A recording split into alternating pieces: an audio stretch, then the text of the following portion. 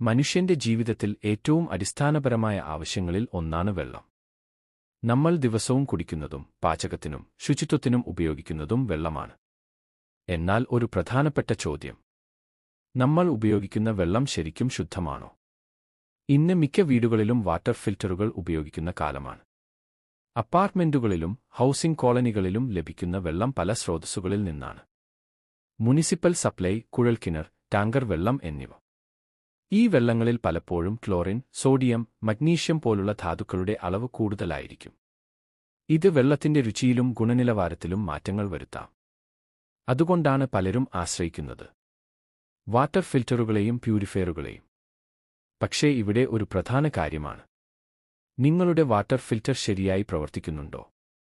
ഇത് അറിയാൻ ചില ലളിതമായ മാർഗങ്ങളുണ്ട്. ആദ്യം ശ്രദ്ധിക്കേണ്ടത് വെള്ളത്തിന്റെ രുചിയും മണവും. ഫിൽറ്ററിൽ നിന്ന് വരുന്ന വെള്ളത്തിന് അസാധാരണമായ രുചിയോ മണവോ ഉണ്ടെങ്കിൽ അത് ഒരു മുന്നറിയിപ്പാണ്. വെള്ളം തെളിഞ്ഞതും സ്വാഭാവിക രുചിയുള്ളതുമാണെങ്കിൽ ഫിൽറ്റർ ശരിയായി പ്രവർത്തിക്കുന്നു എന്ന് കരുതാം. എന്നാൽ ക്ലോറിൻ രുചി, അരുചി അല്ലെങ്കിൽ നിറവ്യത്യാസം ഉണ്ടെങ്കിൽ ഫിൽറ്ററിന്റെ കാര്യക്ഷമത കുറഞ്ഞിരിക്കാം. അടുത്തത് ടിഡിസ് പരിശോധന. ടിഡിസ് എന്നത് ടോട്ടൽ ഡിസോൾവ്ഡ് സോളിഡ്സ് ആണ്. വെള്ളത്തിലെ ധാതുക്കളുടെ അളവ് ഇത് കാണിക്കുന്നു. ഒരു ടിഡിസ് മീറ്റർ ഉപയോഗിച്ച് നിങ്ങൾക്ക് ഇത് എളുപ്പത്തിൽ പരിശോധിക്കാം. ആരോഗ്യകരമായ കുടിവെള്ളത്തിനുള്ള ടിഡിസ് നില 50 മുതൽ 150 ppm വരെ ആയിരിക്കും. ചില സാഹചര്യങ്ങളിൽ ഇത് 300 ppm വരെ ആയാലും പ്രശ്നമില്ല.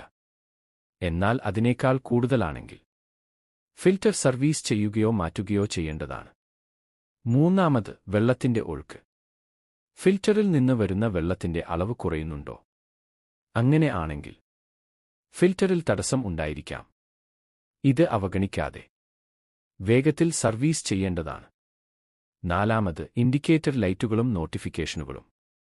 ഇന്ന് ലഭ്യമായ മിക്ക ഫിൽറ്ററുകളിലും ഡിജിറ്റൽ ഡിസ്പ്ലേയും ഇൻഡിക്കേറ്റർ ലൈറ്റുകളും ഉണ്ടാകും. ചിലത് മൊബൈൽ ആപ്പ് വഴി പോലും അറിയിപ്പുകൾ നൽകും. ഈ മുന്നറിയിപ്പുകൾ ഒരിക്കലും അവഗണിക്കരുത്.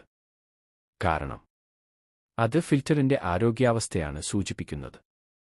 അഞ്ചാമത്, ലീക്കുകൾ പരിശോധിക്കുക. ഫിൽറ്ററിൽ നിന്ന് വെള്ളം ചോർന്നു പോകുന്നുണ്ടോ? അത് യന്ത്രം കേടാകുന്ന സൂചനയായിരിക്കും.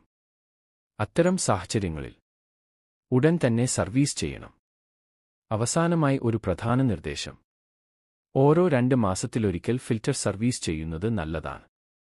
ഇത് ഫിൽറ്ററിന്റെ ആയുസ് വർദ്ധിപ്പിക്കുകയും നിങ്ങളുടെ കുടുംബത്തിന്റെ ആരോഗ്യത്തെ സംരക്ഷിക്കുകയും ചെയ്യും. ഒടുവിൽ, നമ്മൾ ശുദ്ധമാണെന്ന് കരുതി കുടിക്കുന്ന വെള്ളം ചിലപ്പോൾ അപകടകരമായിരിക്കാം. ചെറിയ കാര്യങ്ങൾ ശ്രദ്ധിച്ചാൽ വലിയ ആരോഗ്യ പ്രശ്നങ്ങൾ ഒഴിവാക്കാം. ശുദ്ധജലം, നല്ല ആരോഗ്യം.